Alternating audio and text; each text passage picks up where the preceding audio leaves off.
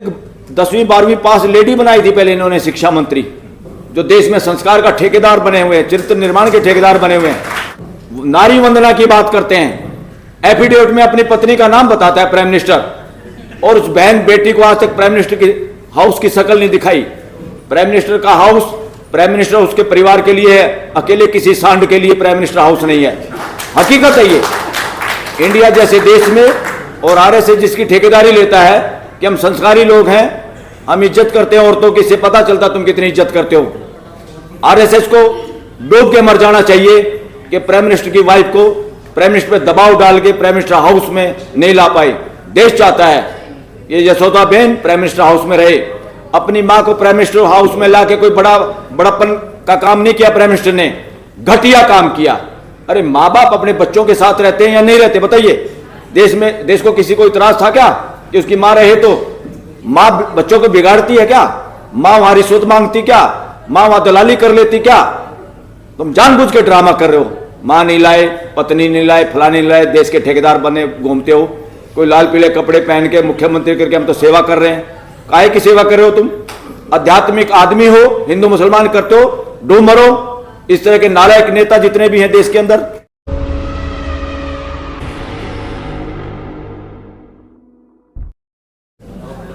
जहां भी देश का धन होगा उसमें सबकी भागीदारी होगी, चाहे प्राइवेट सेक्टर हो। और देश में इलेक्शन बैलेट पेपर से होगा। नोट करो इस बात को। इसके लिए संघर्ष करना पड़ेगा। सिर्फ संघर्ष भी नहीं करना, इकट्ठे होना है।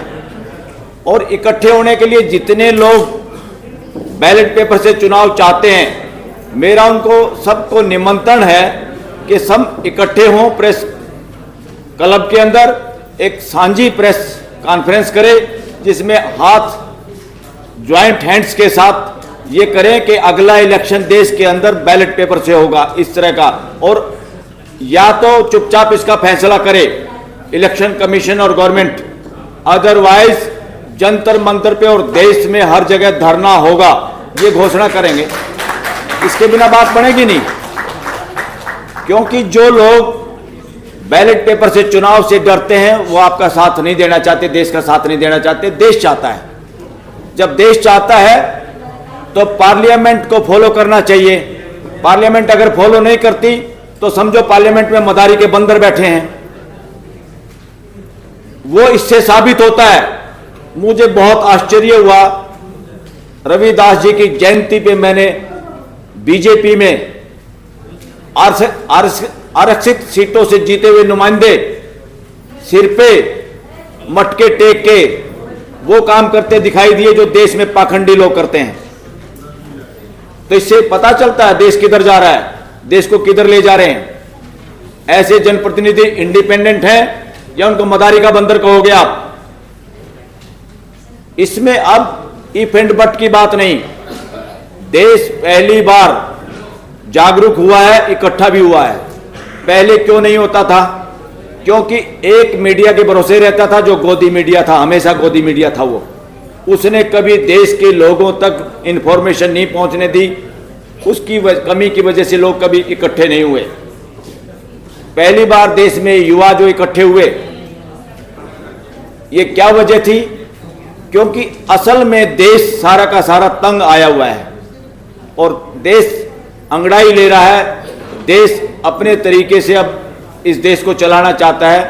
पार्लियामेंट में बैठे हुए लोग झूठे नारों के आधार पे सत्ता में हैं, झूठे नारों के आधार पे। बेटा बच्चों, जिसको नहीं सुनना है आराम से जा सकते हैं, बोलो नहीं थोड़ी देर के लिए। देश के अंदर परिवर्तन पूरा देश चाहता है और देश जो चाहता पार्लियामेंट उसको करना नहीं चाहती। अभी भी जो जंतर मंतर पे धरना हुआ वो खाली जंतर मंतर पे नहीं था, हर नागरिक के दिल में धरना था, पूरा देश।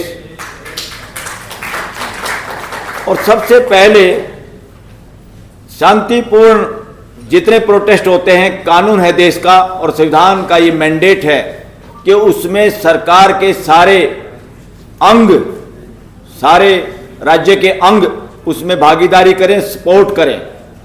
सुप्रीम कोर्ट को और दिल्ली हाई कोर्ट को चाहिए था इमीडिएट सुओ मोटो एक्शन लेना, उन्होंने नहीं लिया। इससे उन्होंने देश के साथ गद्दारी की। सरकार में बैठे हुए या पुलिस के जितने लोग हैं, इंटेलिजेंस के जितने लोग हैं, उनको संविधान के तहत काम करना है। किसी सरकार को सत्ता में बने रहने के लिए उनका सहयोग बिल्कुल नहीं करना।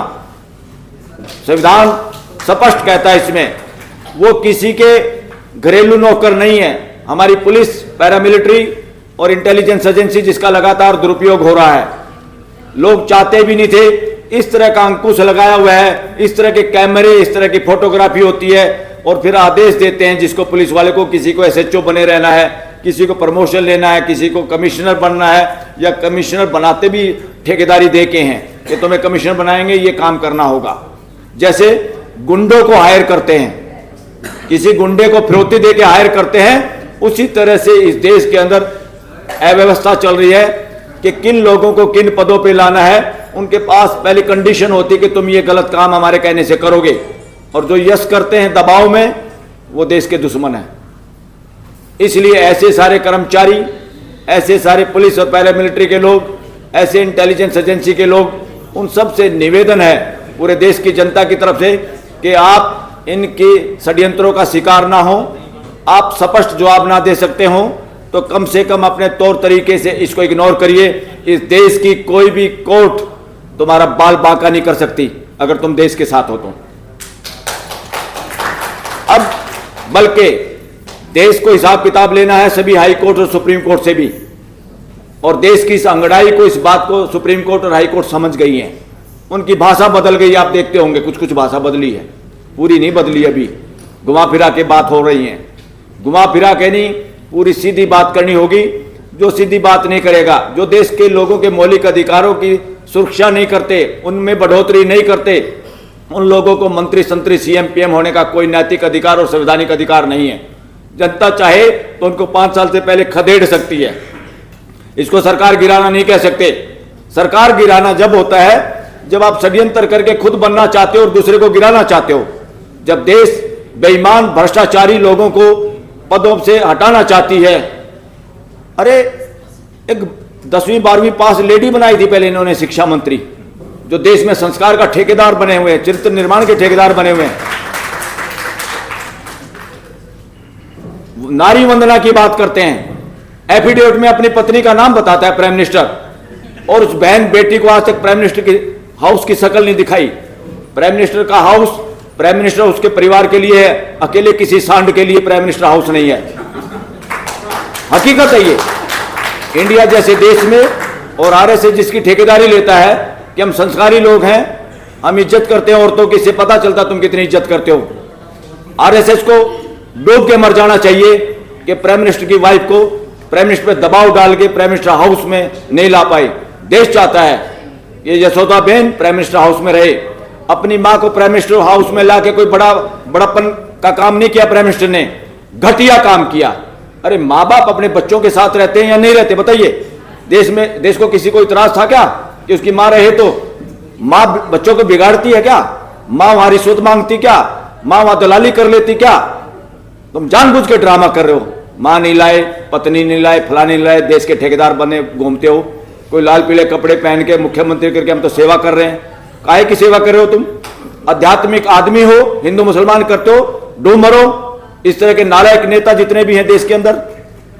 और साथियों, अब ये भाषा करना छोड़ दो। आप ये चाहिए, वो चाहिए, फलाना चाहिए नहीं, मालिक आप हैं, ये होगा भाई। ये कौन सी भाषा में अभी फंसे हुए हो आप? और सोशल मीडिया को बचा के रखना।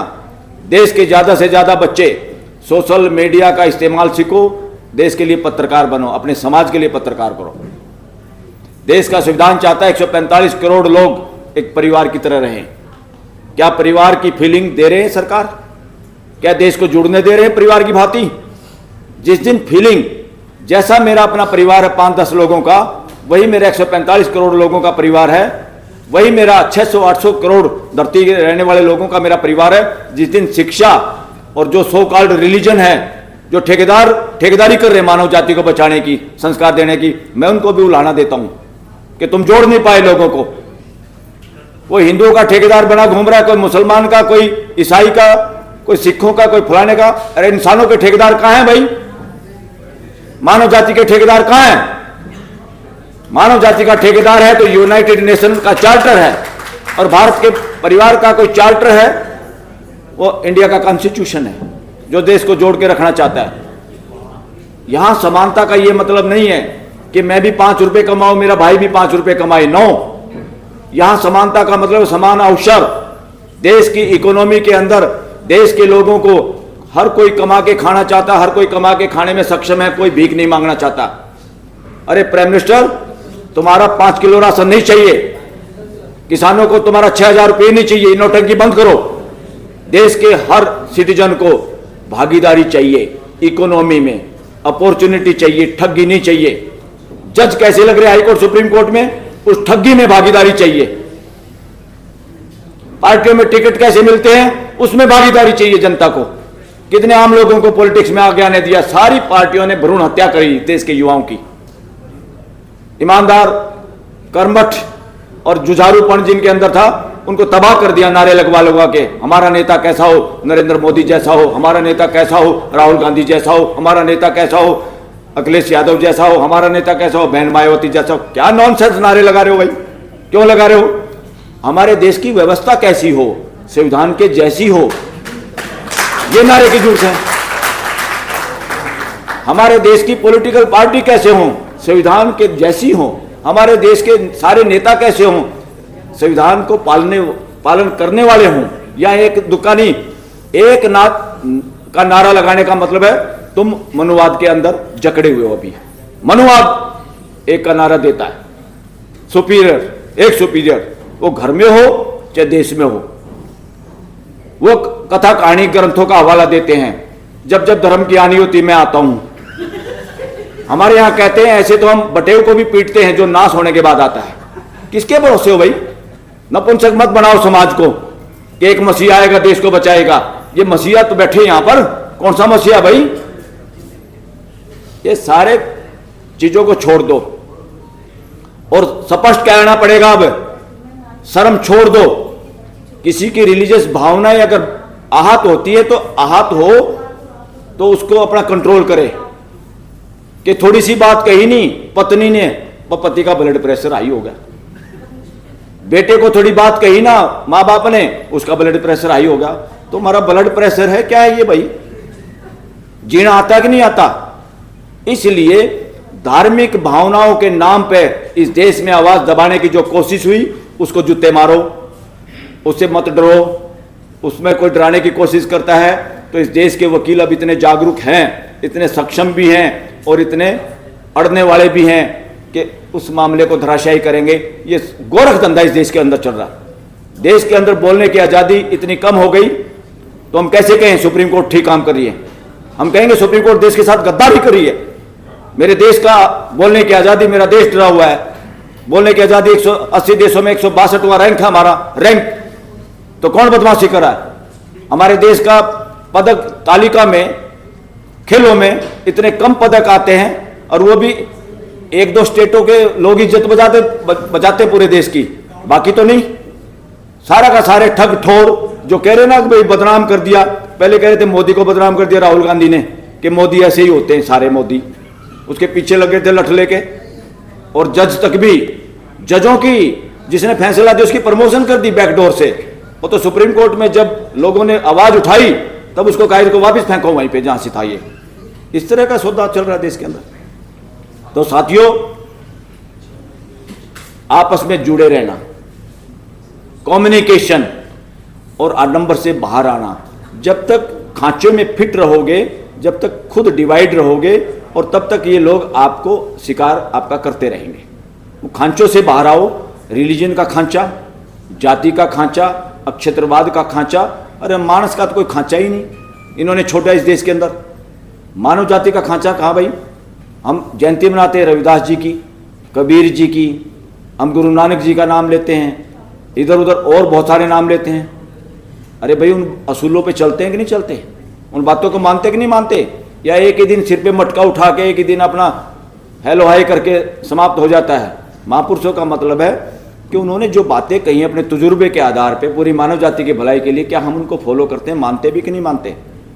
तो उनका मानना जरूरी है।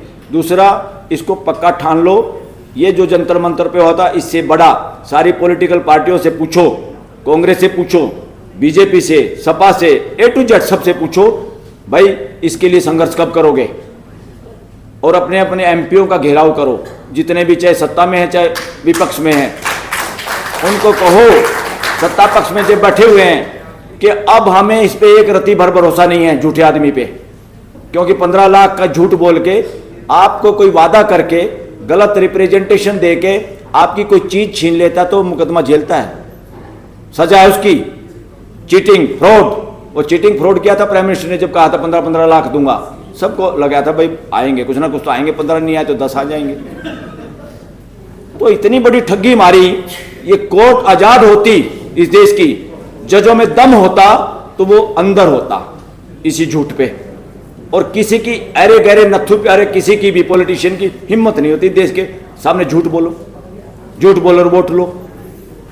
एक दो आदमी को क्यों चीजें बेची जा रही हैं पूरे देश में चर्चा। मैं भी इस बात से सहमत हूं कि वहां सारा सा तय होता है कि जो 20,000 करोड़ की चीज है वो 2,000 करोड़ में मिलेगी, तो 18,000 करोड़ या 15,000 करोड़ रुपए जाएगा 2 नंबर में। जब एमपी खरीदेंगे वो पैसा जब देना आपको, जब इलेक्शन में शराब बांटनी है, एमएलए एमपी खरीदने हैं, कुछ भी करना है, जहाज में इधर से उधर जानवरों की तरह ढोने हैं महाराष्ट्र के एमएलए, तो तब यूज करना वो पैसा।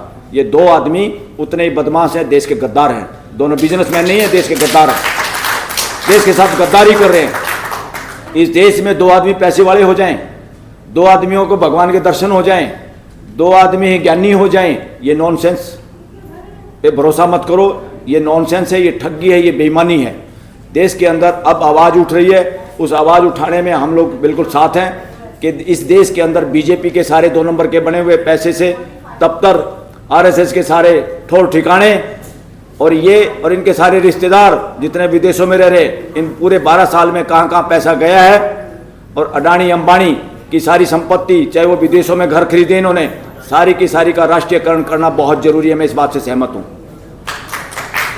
क्यों राष्ट्रीयकरण करना जरूरी है?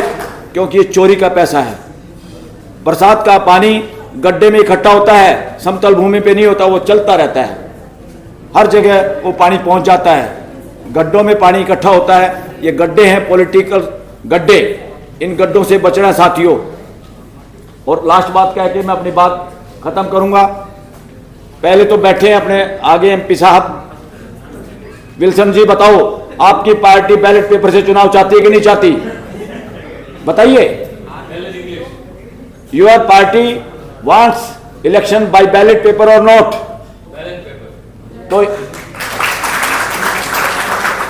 तो विल्सन जी हमारे सीनियर एडवोकेट साथी हैं, राज्यसभा के एमपी भी हैं, ये कह रहे हैं हमारी डीएमके पार्टी बैलेट पेपर से चुनाव चाहती है। अगर चाहती है तो सारी पॉलिटिकल पार्टियों को इकट्ठा करो आप लोग, और इसके लिए प्रेस कॉन्फ्रेंस करो कि हम बैलेट पेपर से चुनाव चाहते हैं। हम अपने जितने साथी हैं जो पॉलिटिकल पार्टियों में नहीं हैं, मैं मेरे जैसे जितने भी लोग हैं, अभी मिस्टर प्राचा भी थे यहाँ पे, सब लोग जितने बैलेट पेपर से चुनाव चाहते हैं उन सबको इकट्ठे करने की जिम्मेवारी मैं लेता हूं, और हम शीघ्र ही प्रेस कॉन्फ्रेंस में उन सबको इकट्ठा करेंगे। इकट्ठा करके कहेंगे कि देश बैलेट पेपर से चुनाव चाहता है, तुरंत फैसला करो, नहीं करो तो इलेक्शन कमीशन का घेराव होगा, देश की पार्लियामेंट का घेराव दोबारा होगा और पूरा देश इसमें शामिल होगा। थैंक यू वेरी मच साथियों।